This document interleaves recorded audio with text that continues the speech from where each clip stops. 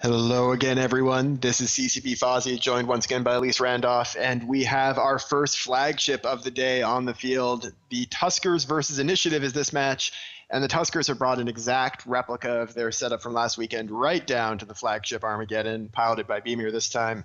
And they're up against a Tinker setup coming from Initiative, which I'm sure when you're piloting a Tinker, you don't really want to see a flagship Armageddon up against you. Yeah, that's not something that's pretty. Initiative, by the way, are taking sort of a Tinkerish team, and they kind of already beat a Tinkerish team last week in the cast bout. So this one's has a little bit more range because they're using a Guardian, but we're assuming that they're going to be cap transferring between them. And we're about to start. Yeah, Tuskers took the same team, flag getting and all. So let's see how they work it. Mm-hmm. They will win the Damp War certainly because Initiative took an undermanned setup. And Tuskers have 2 Molluses, so that's at least the Damp War one for them. So yeah, you can see damps across the entire team from Initiative as the match begins. We have Bouncers out, dropped by the Initiative team. And, well, I don't know how well these Bouncers are going to track, but I guess if they're sending them against the Armageddon, that's going to be one way to make sure they hit. Yeah, I guess. They also took a Navy Dummy instead of as their second core. A lot of armor damage being taken by that flagship Armageddon. He is not getting reps right now for some reason, and he's down to below half armor before any reps apply to him. The reps arrive, but I don't know if it's going to be enough. He's getting in close, so it's possible that as he approaches closer and gets his transversal up, the Bouncers won't hit him as well. But that's got to be too close for comfort, considering that's yeah. Do you think he's just bait tanking a little bit, just hoping that they stay on him? It's possible now. So it took a little while for some rep drones to arrive on him as well, and now he's got all the reps and he's in closer. It looks like he's tanking fine now, but all right. So that was a bit of a scare, maybe a little bit of a bait maneuver. Who knows? But it looks like he's under the drone tracking now. All right, and it looks like we're seeing all the damage from Tuskers being applied to the rep Proteus for the Initiative. They're going to try to break the core of this Tinker setup. Yeah, and it's working so far. This armor Proteus doesn't tank as much as like a shield Tinker does, so this is the best course of action, at least they assume so. And with these newts spread around him, even though they have this Guardian up, it's not looking too good. Meanwhile, Initiative just abandoned their Bouncers and they threw out Geckos to deal with the ships that are closer.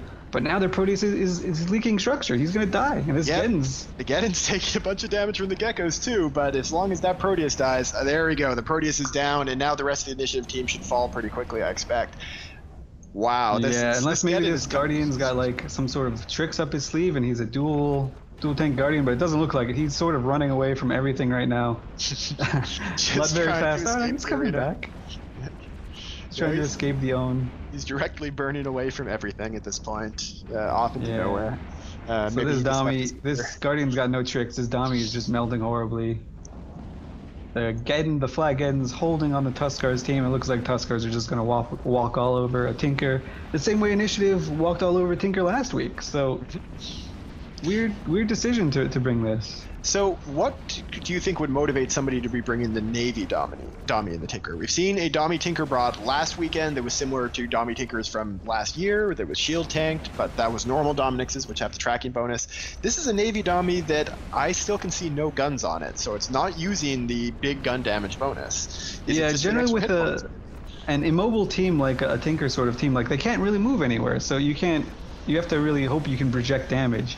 And no one's going to be fitting a rail Navy Dummy. The only thing I can think of is that they wanted the extra HP that the Navy Dummy has and maybe the extra 1 mid slot. Maybe they valued that mid slot so much that they said, okay, let's bump this up to a Navy Dummy and sort of rock out with it. But it's tanking more than the Dummy did, I guess. But but if it doesn't help you keep your Proteus alive, then it's not a whole lot of help at all.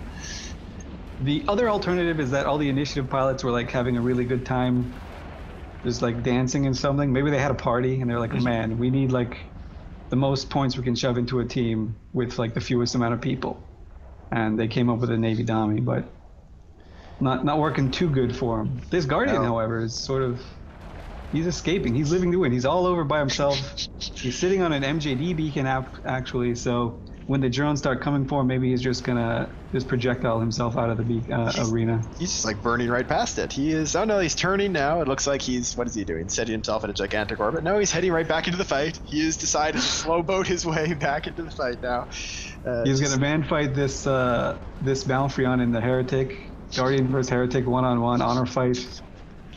Yeah, I mean, the Initiative team, I guess, obviously, Tinkers haven't worked out all that well so far this tournament overall. We've seen a couple of really good uses of them. We saw Afterlife almost knock PL into the loser's bracket with a very strong Tinker that fell due to a combination of bumping and a big mistake with the reload of an ASB.